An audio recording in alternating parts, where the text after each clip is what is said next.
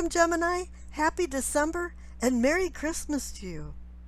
Now, my other channel, Brothers of the Sword Productions, has another video out titled Shugburl Inscription Decoding on Shepherd's Monument. And this is one of the world's top uncracked ciphers, and I believe I've cracked it. And if you're interested in watching the video, the link is down below in the description box. Now, you have a very fortunate reading here. I've seen a pattern coming up. I believe you're the fourth reading for December. That there was a lot of dust to settle from the summer, a lot of changes happening in the fall, and now there's some long-term goals in sight coming up. And I see that for you as well, too, very strongly. Now, the rune that you received with Perthrow, this is about the magical mystery tour of life, the Beatles, and about the strange and unusual and even unexpected. Now, Uranus, the planet of the unexpected, is in Aries now, so if there's going to be some changes, it's going to be within you.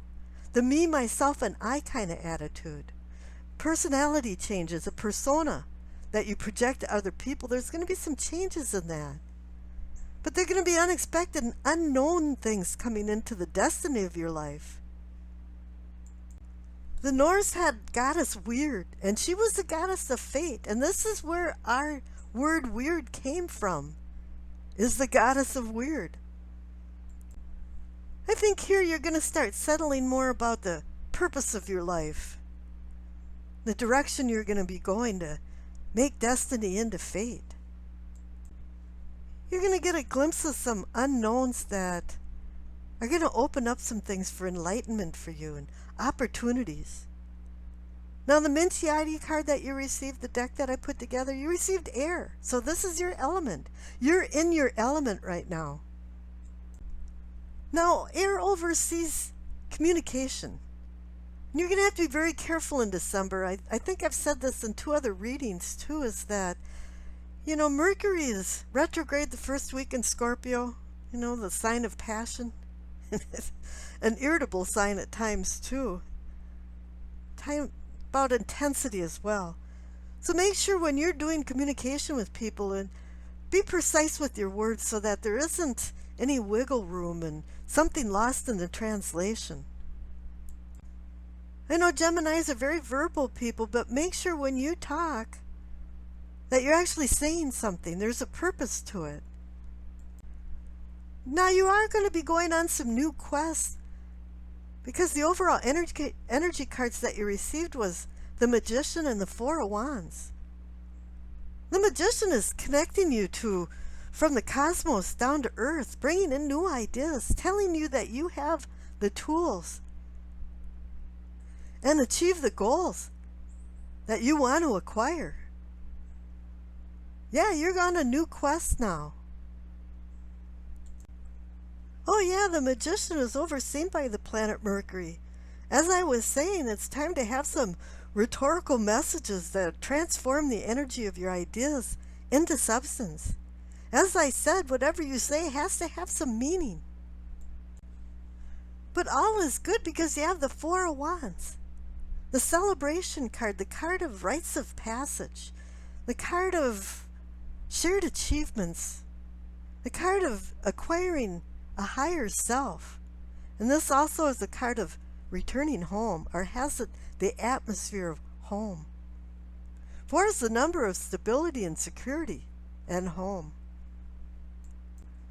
Now, the cards on the left agree that you're on a new quest. You have the 6 of Swords, a card that's going from turbulent to tranquil waters, bringing in news and messages, bringing in maybe travel as well. 6 is the number of endurance, love, harmony. But you have the Queen of Swords with that card, and she's about using logic when you're making decisions, and that's right down your alley, Gemini. Oh yeah. You see the sword? No, yeah, I do. You want it again? No, I don't. You know, because she's going to hammer you with that sword if you're not making the right decisions.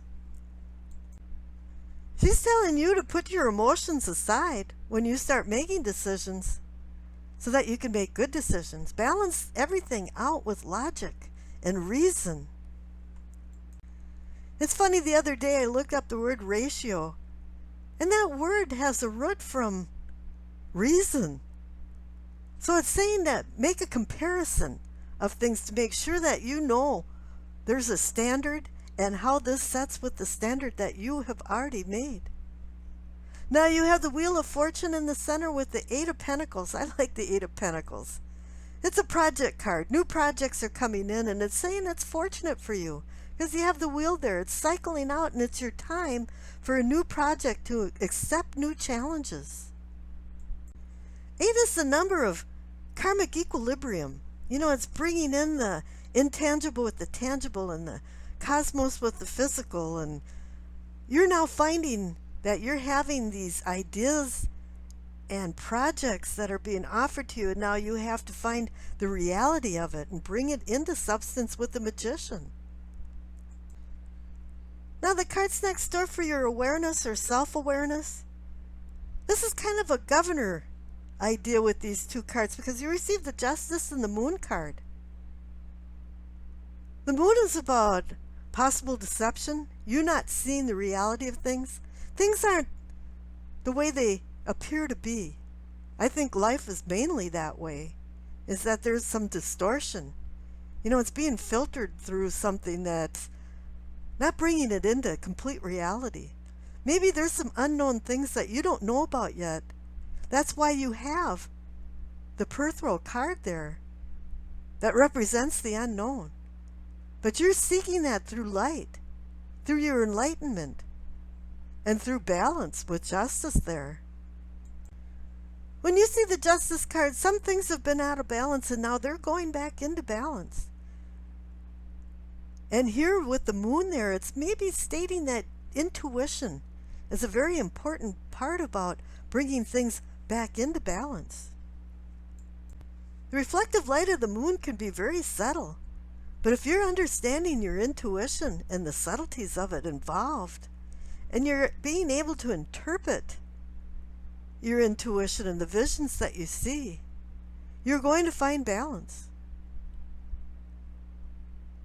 Now you have the Two of Cups card for the first future card, and any two is about balance, partnership, and decisions. The Two of Cups card is about choice, balancing choices, making reason, and finding the right choice so you don't go down the wrong path. And this is about emotions. So it's back there with the Queen of Swords, saying use reason, logic in your decision making. If you make a big decision with just emotions, you're going to fall on your face. But here you have the Ace of Cups above the Two of Cups, saying that it's giving you a blessing, a new promise of a new beginning, emotional new beginning. Cool. You know, this is about enjoying the material things of life too. That's what those 5 streams of water going into the cup are about, is our senses. You know, hearing, smell, taste, feel. Use all of this when you're going to be making decisions. And there you have it. The Queen of Cups is right next door to the Ace of Cups. Now she's saying, yeah, intuition is really important right now for this Ace of Cups and this Two of Cups. She is about understanding your emotions. She is about understanding your intuitive person and inner self. The inner voice that's talking to you to say, yeah, go ahead, or hey, wait a minute, no, something's wrong. And if you're listening to that, you're back at the very end and the very last card of this reading with the Magician again. He's closing the loop. Started with the Magician and ended with the Magician.